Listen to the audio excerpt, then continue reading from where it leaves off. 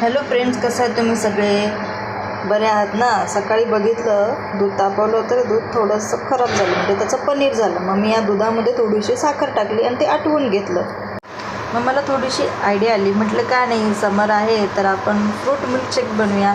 मग हे आटवलेलं दूध आणि ही फळं जी आहे ते मी चांगली सालं काढून याची सालं काढून व्यवस्थित फोड्या करून घेतलेल्या आहेत आणि आपल्याला वाटीभर दूध पण लागणार आहे.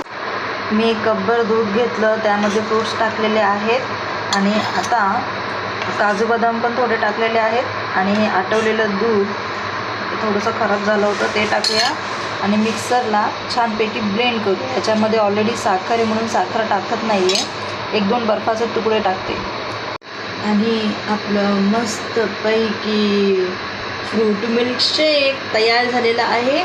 चला तर मी ते एन्जॉय करते आणि तुम्ही पण आपल्या चॅनलला नक्की सबस्क्राईब करा.